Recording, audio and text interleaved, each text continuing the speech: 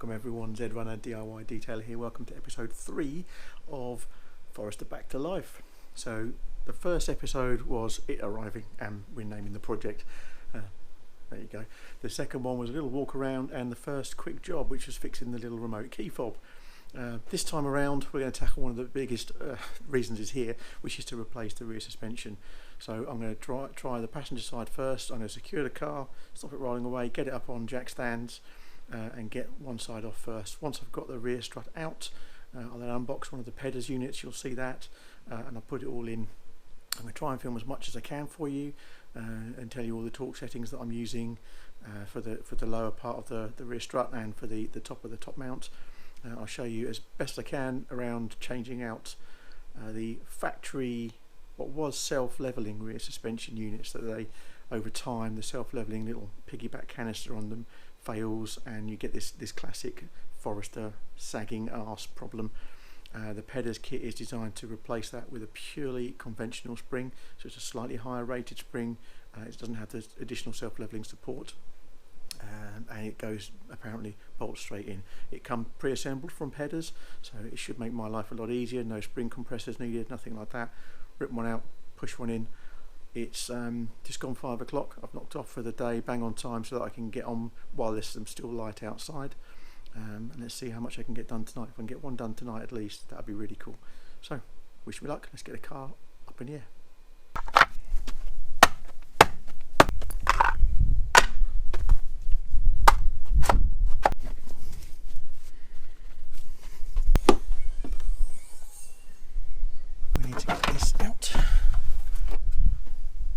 In the top there, under here should be the top mount, 3 nuts for the top mount. So this little screw here,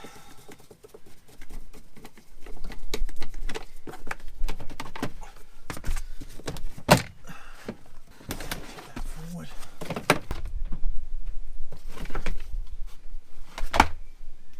so just releasing that screw here and popping all of these little clips. There's one spring clip at the back there. Job done. You can see now the 3 mounts for the top mount.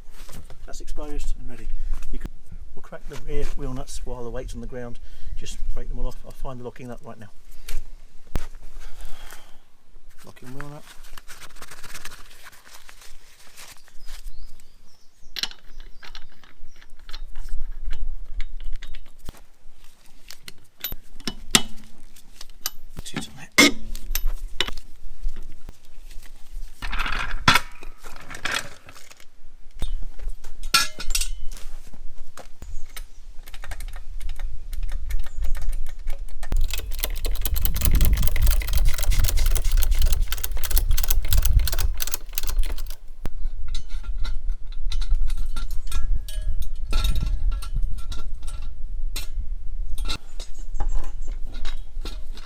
Hands away.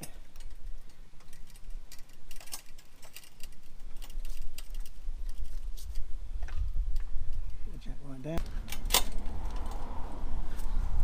Yep.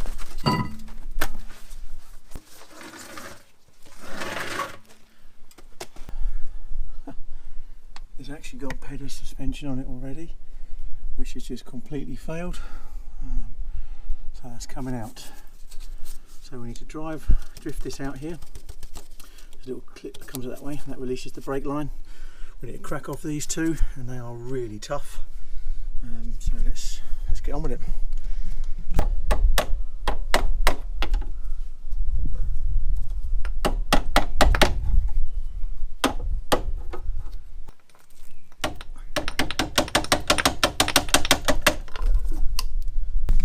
So you can see this clip comes up. Leave it so you can see it. See, that comes right off there. Bit of a bind. That's okay. And the reason to do that is that you can release this from the shock mounting. Be careful to tighten that to tie that in too tight a curling or split anything. That's now done. We don't want to lose that piece. So actually I'll put it over by the wheel nuts. So now I'll try and get these monsters off. They're going to be tough.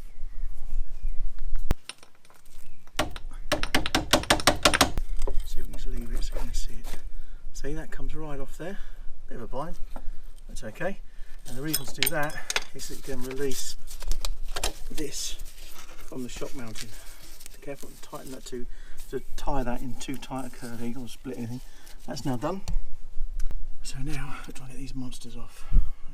They're going to be tough. That better now, it's jammed in down at the bottom here. Let's see.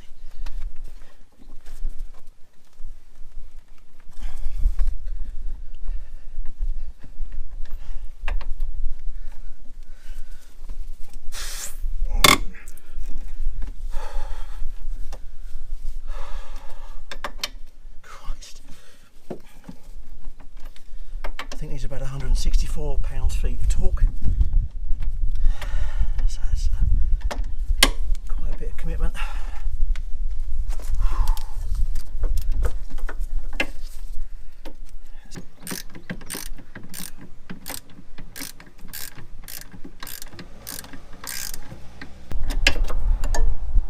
We can take the nut off but leave the bolt in.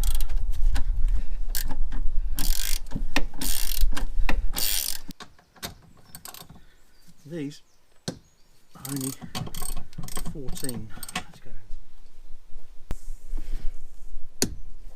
That's quite firm.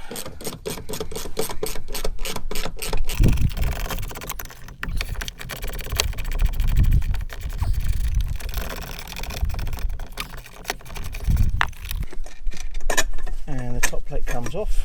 You keep that there. That's the top of your damper. Notice it says 4-wheel drive out, so that side goes to the outside of your car. So now when we take the bottom bolt out and smack the shock off, it should come off. Looks like it's rusted on quite a lot, to be fair, but let's see.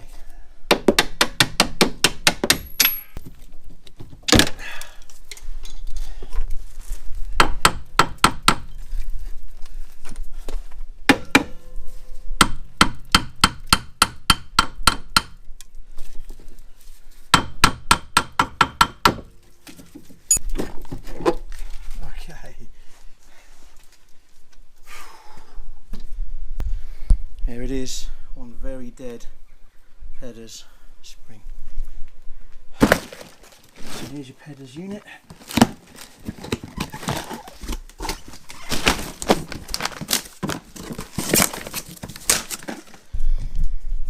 Nicely protected. So you can see I've got the mount for the brake line. It's all reassembled, it's already got the top mount and new nuts, protected by a little wooden backing piece here. That's good. Notice this does not say 4WD out. So let's look at the shape of the other one and look where out is stated. So if you see here, the rounded side, it's got a sort of flattened end of the top mount and a rounded end, a concave end, convex end here. This bulbous end points out. That's matched up over here. So there's a bulbous end and a flatter end.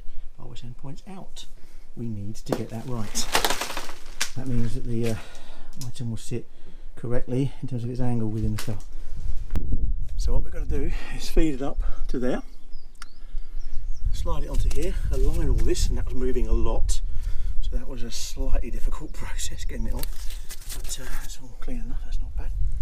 And then tighten this side up and hopefully get that done in time and get the other side done today. So a quick change, I've got the other shock out, the strut, because I had the right hand side, not the left hand side. Little hint, down here at the bottom is the brake hose mounting bracket. It's either going to face that way or the other way, but another hint, it says L at the end of the part number there, to the left, which is what we want. Wish me luck, part 2. Outside edge.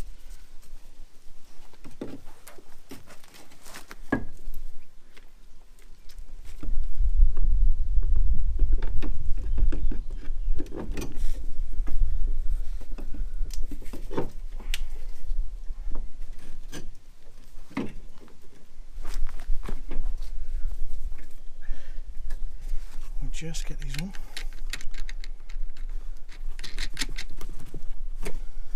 So that the whole thing doesn't fall out and start levering it around.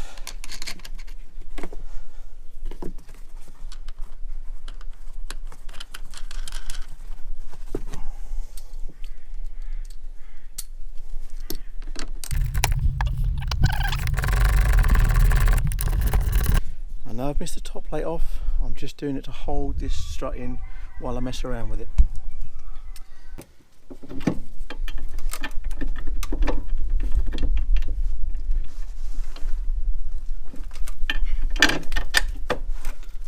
That worked.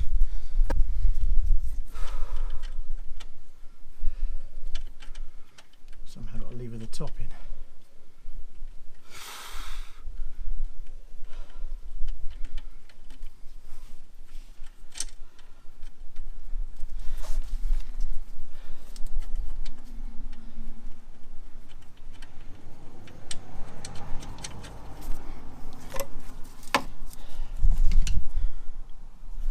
So to start with, we've got the bottom bolt in, and we're going to start just nipping that up a touch. Now I'm going to lever it, the top of the rear suspension assembly back, to align those two holes and get the top bolt in. So I've used the jack to raise the hub just slightly, being careful not to lift it off the stand, and then using the bigger screwdriver to centre the holes.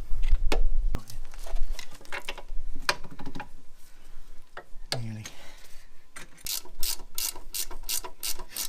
Oh, we didn't do the first part of the ride height, never mind.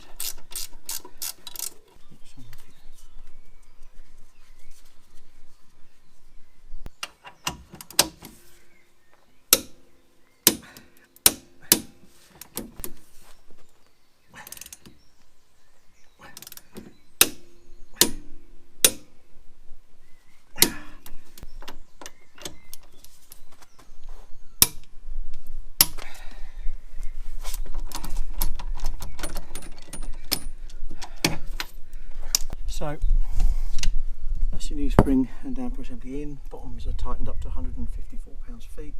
We're now going to go back into the top and sort that out. There you go. So just in here, this little plate goes on, out the carpet, that's it, and you've seen people doing like that. I'll get to the point where I'm just in. So final thing to do, it's a little spring clip that fits underneath, a little hammer in, down the bottom, and then a clip slides in a little groove behind, and you just tap it into place, you're done. So that holds the brake line. So now wheel back on time. Here.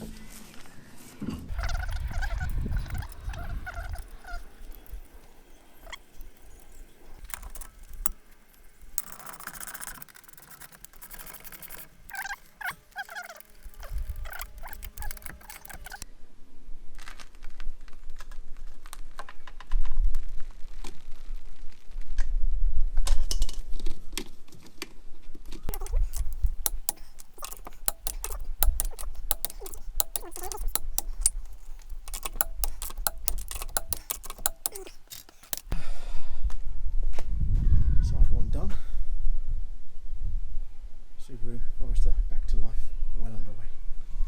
Side 2.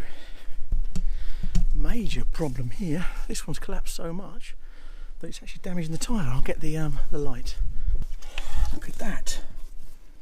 That's impacting on the tyre. That's absolutely shagged the tyre there on the inside. The whole shock has always collapsed to the point where the tyre's bent that down. It's forced past the bottom lip of that shock and bent it down and smacked the tyre there. Very dangerous. I'm glad we found that. Wow.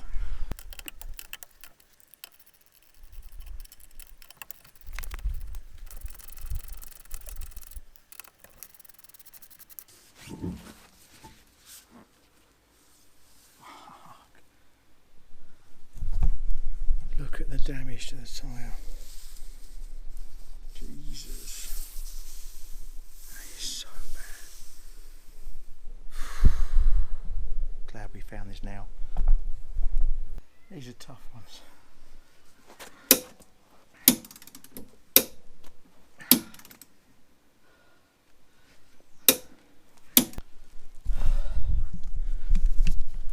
So I can get the top one out, can't get the bottom one out. It's rounded over, it's made of cheese. Ah, shit. So I have to angle grind that off.